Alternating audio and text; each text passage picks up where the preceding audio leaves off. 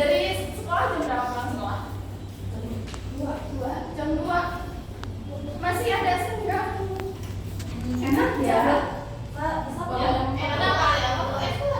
Oh berarti kalian nggak langsung pulang ke rumah? Mereka pulang dulu, nanti langsung ke sini. Di sekolah bahasa Indonesia nggak belajar? Belum. Terus kemarin ngapain? Kemarin kayak 1 bulan, terus hari Rabu bahasa Indonesia 3 jam, tapi cuma bahas kontrak belajar 3 jam. Yang lain? Sampai udah belajar. Udah belajar apa saat di sekolah? Belajar tes deskripsi udah. Oke. Yang lain udah pada belajar tes deskripsi belum? Sekolah-sekolah kalian ini belum. Kan sampai lagi. Lagi ada tugas negara nggak apa-apa? Wah, langsung duduk aja nggak apa-apa ya?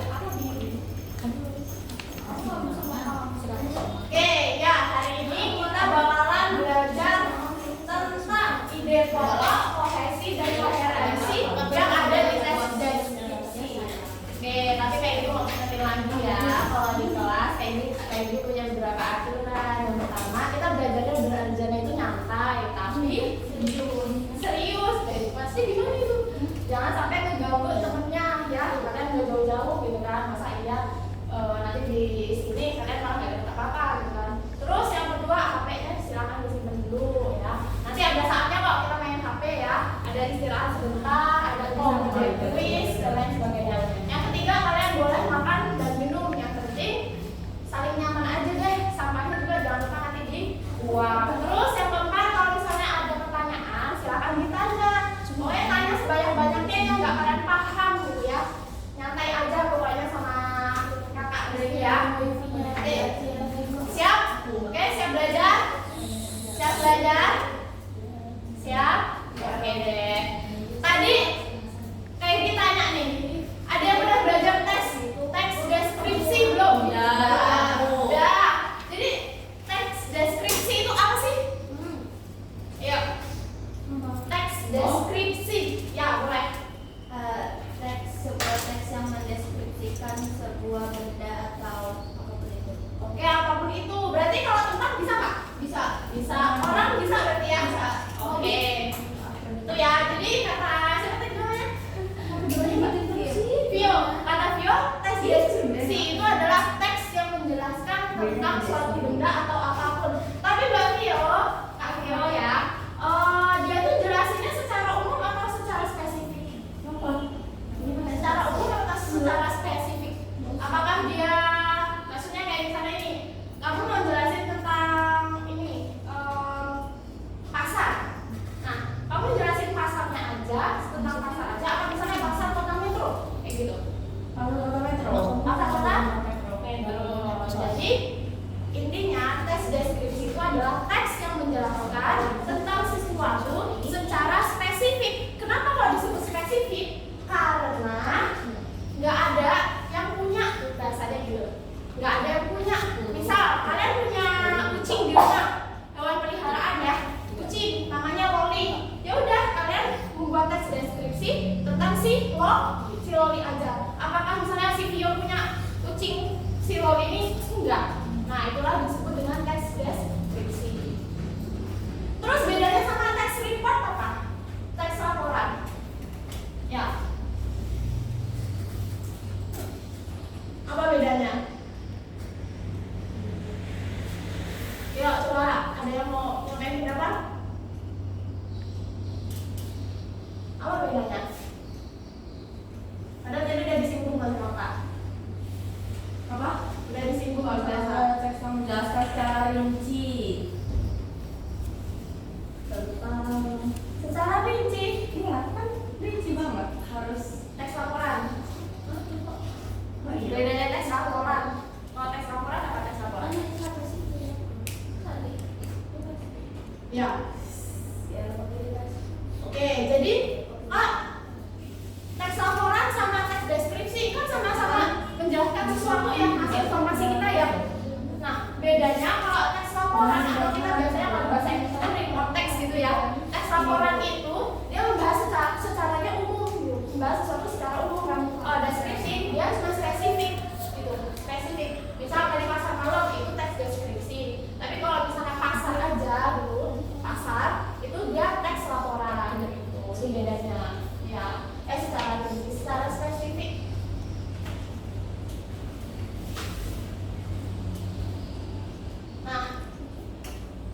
Nah, tapi kali ini kita fokusnya ke ide pokok sama kohesi dan koherensi. Ada yang pernah dengar ide pokok, kohesi dan koherensi? Ada yang pernah dengar nggak? Ya. Ide pokok apa jadi ide pokok? Kalimat penting dalam semuanya. Kalimat penting. Ada lagi yang berpendapat? Ya. Ada lagi? Ada lagi. Kata temennya tadi kalimat penting. Sabina deh, ini tak? Ya enggak lah. Kalimat penting. Kalimat yang biasanya muncul di awal teks. Kalimat yang muncul di awal teks. Ada lagi? Ada lagi? Oke, ya jawabannya betul semua ya. Jadi ide pokok itu adalah inti dari suatu paragraf, inti dari suatu pembahasan. Ide pokok, kalau kita udah ngomongin ide pokok, ya itu sama dengan kita ngomongin ide utama atau intisari sebuah paragraf. Kalau ada ide pokok, pasti sesudahnya itu ada yang namanya ide pendukung. Oke, kalau ide pokok tadi ide utama, jadi ide pendukung berarti apa? Ide pendukung apa berarti?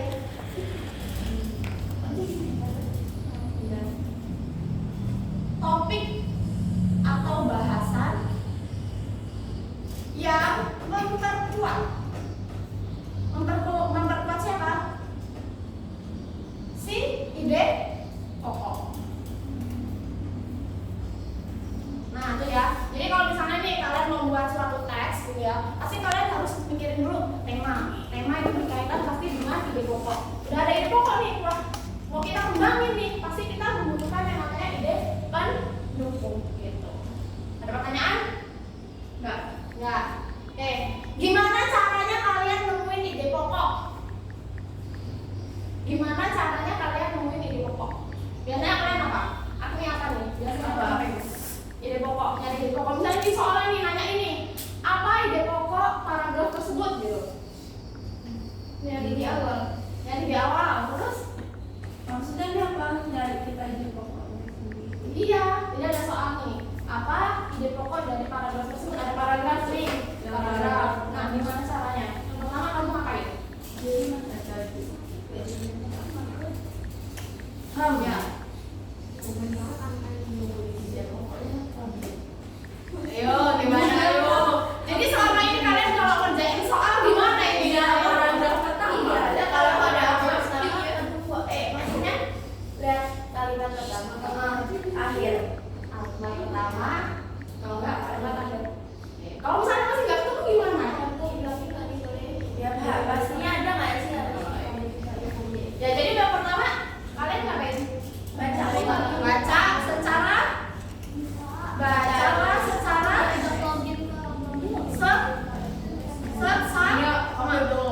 Ya enggak? Pertama kita baca sesama dulu nggak? Kita baca sesama dulu nggak? Gimana dia? Ya enggak? Ya. Terus yang kedua, stop bergosip. Bergosip ini penting. Apa? Cari kalimat utama. Carilah kalimat utama. Maksudnya gimana? Nah, tadi kan Sabita bilang kayak gini kan, baca di awal, di akhir, kalau enggak baca semuanya gitu kan. Nah, yang dicari sebenarnya sama Sabita itu adalah kalimat utamanya. Kalimat utama itu mengandung yang namanya ide pokok. Jadi ide pokok itu ada di kalimat utama gitu. Jadi kalau kalian udah ngomongin kalimat utama, berarti kalian mencari bagian dari ide pokok. Kayak Sabita bilang tadi, dia ada di mana aja sih? Ada di A, bisa di awal, bisa di mana? Di akhir. Terus bisa di mana lagi? Di tengah mungkin nggak? Mungkin. Ya di tengah atau bisa juga dia di awal dan di akhir, tahu nggak? Atau bisa juga dia di keseluruhan di akhir. Keseluruhan kali nah yang ini terus ya terus misalnya di bawah tekstur gimana nggak kelihatan. Nah kita lanjut yang ketiga ini kan tadi nih kak nggak ketemu deh. Nah kita lanjut ke yang ketiga, buatlah kesimpulan dengan bahasa kita sendiri. Buatlah kesimpulan ya dengan bahasa kita sendiri. Ada misalnya nih dalam paragrafnya udah muter-muter ngomongin COVID, ini sebenarnya ngomongin apa sih? Kalian udah baca dari awal sampai akhir. Oh jadi ini ngomongin proses terjadinya COVID, itu kan berarti kalian menyimpulkan dengan pemahaman kita sendiri, ya kak? Iya, itu cara menentukan ide pokok. Terus kok misalnya nih ternyata di ABC-nya tuh nggak ada, di pilihannya tuh nggak ada gitu kan? Ya kita buat menjadi lebih singkat ide pokoknya. Misalnya kan kita punya kalimat kemarin yang banget tuh ya. Nah kita persingkat sampai dia itu ada di pilihannya gitu. Kayak gitu sih. Kita sebutnya meringkas ide pokok. Nah.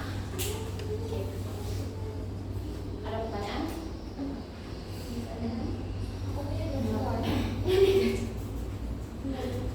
Oke, tapi paham? Kalau misalnya bingung ya gimana? Kayak ada paragraf itu.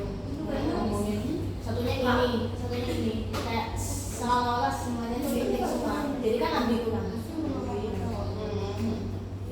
Oke. Ini yang jawab itu ya. Karena kenapa? Kita lanjut ke pembahasan berikutnya. Itu kita singgung di pembahasan berikutnya. Nah, jadi kalau kita udah ngomongin paragraf itu dibagi menjadi beberapa jenis. Berdasarkan apa? Berdasarkan ide pokoknya. Paragraf dibagi menjadi beberapa jenis.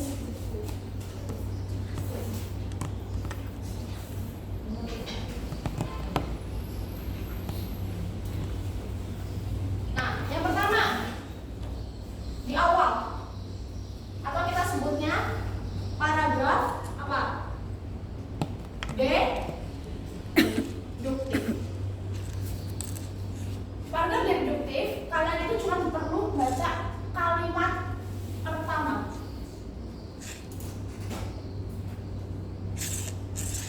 Ya. Deduktif berarti itu dia di depan, ya, di depan. Oke, misal nih udah, ternyata belum ketemu nih. Kita bisa yang kedua. Paragraf itu ada yang namanya paragraf induktif. Kalau deduktif di depan kalimat pertama, kalau induktif berarti apa? Akhir. Iya, kalimat terakhir. Kalimat terakhir. Ya. Kalau masih nggak nemu gitu kan, lanjut ke berikutnya. Banyak dong.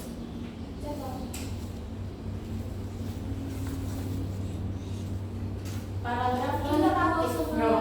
Apa paragraf ineratif? Pertama, terakhir berarti tengah.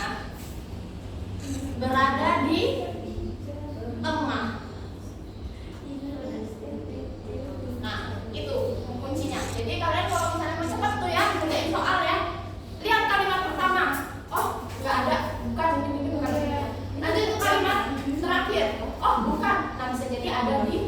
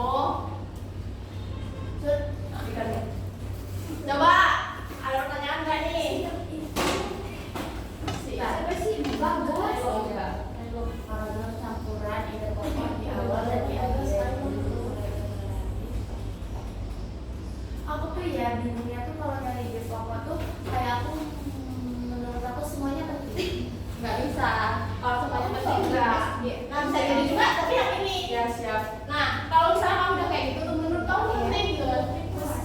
Skip loh. Dilihat misalnya di kalimat pertama ya, di kalimat pertama, misal contohnya tentang fotosintesis.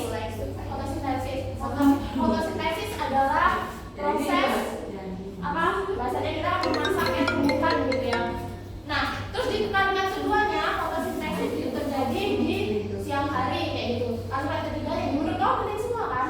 Nah, tapi kamu balik lagi nyari ke ide pokoknya ada bahasannya apa yang sering diulang dalam paragraf itu tuh apa? Fotosintesis. Nah, jadi kamu nggak bisa semuanya dijadiin fotosintesis begini. Jadi teman-teman fotosintesis jadi apa ide pokoknya cuma di kalimat pertama gitu. Jadi kalau misalnya nih udah ngomong kayak seperti oleh karena itu misalnya bahkan sudah ada kata konjungsinya itu berarti dia ide satu dia bukan kata pelanggannya ya. Jadi itu sambil main ini buat kesimpulan gitu. Jadi semuanya ngomongin tentang fotosintesis gitu kan. Oh berarti ini teksnya ini ngebahas tentang fotosintesis gitu ya. Oke paham. Oke. Siap. Ada pertanyaan? Enggak. Benar. Ya. Aku mau nanya. Iya. Boleh digacoan enggak? Oke, Nan. Kenal dong. Iya, buat Orang famous di sekolah saya nggak kenal. channel yang motornya apa yo? Yang sosokan, yang Oke, jelek. kita lanjut ya. Tahu dia enggak? Tahu lah. Si Yang barongsai. yang daki. Apa jadi ngomongin barongsai ini? Blar blar blar. Habis sama apanya? Sampai lupa sama apa? Saya mau tanya. Mau ngapain? Ada. Kita lanjut ke kohesi. Nanti kalau di SMA ya kalau nggak salah nanti waktu kimia itu ada pembahasan tentang kohesi adhesi gitu. Tapi kalau ini beda ya. Kohesinya beda ya. Oke. Kohesi itu apa sih? Kalau kita udah ngomongin kohesi, itu berarti kita itu ngomongin keterpaduan.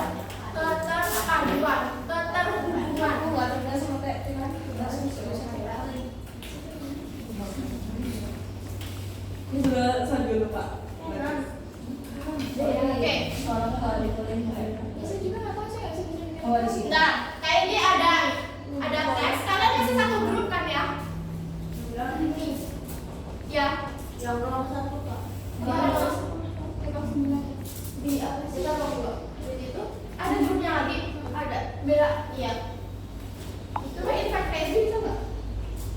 Biasanya kita sama Kak itu Kak Dinda. Kalau Kakak Dinda kalau Opi. Ini Pak Dedi kan tadi kan disuruh dengan kayak dari Balita. Jadi kita tuh disuruh sebutin jadi Oke, sebenarnya kalian ya pokoknya banyak. Kalian pernah nggak dapat soal di dalam bahasa Indonesia manakah dari paragraf tersebut yang mengandung kalimat sembang? Pernah nggak kayak gitu? Atau manakah dari kalimat berikut yang tidak nyambung dengan pembahasan? Pernah nggak Leticia? Pernah nggak dapat pertanyaan soal ini? Manakah dari paragraf tersebut, kalimat mana dari paragraf tersebut yang tidak sesuai dengan topik? Misalnya gitu, pernah nggak? Pernah. Oke. Nah, aku nggak suka bahasa Indonesia. Kenapa? Kalau dalam bahasa Indonesia aku nggak salah. Jadi kalau bahasa Indonesia ngikutin feeling gitu. Oh, kemarin bahasa Indonesia berapa? Kemarin berapa? Pokoknya di bawah. Pokoknya yang lainnya 85, yang itu 89. Oh gitu. Masih bagus. Kalau udah nggak suka itu tuh emang kadang gimana gitu. Karena gurunya itu kebanyakan ngomong terus kalau sekalinya nyatet itu bisa satu bab. Bahasa Indonesia nyatet apa? Gila ngomongnya. Terus dia mainan HP. Oh gitu. Coba namanya Anidol. Ngobrol. Apalagi anak kan campuran ya. Pantas ya jadi kurang suka. Emang bukan kurang suka. Kalau nyalain cowok aja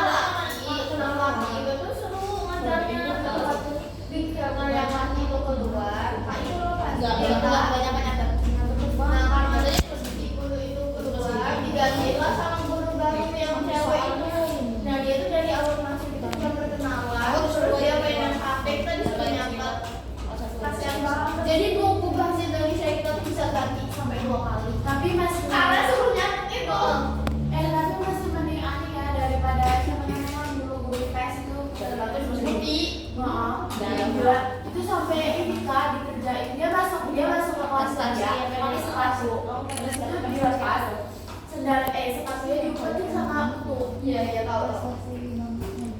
Oke, dah, yuk.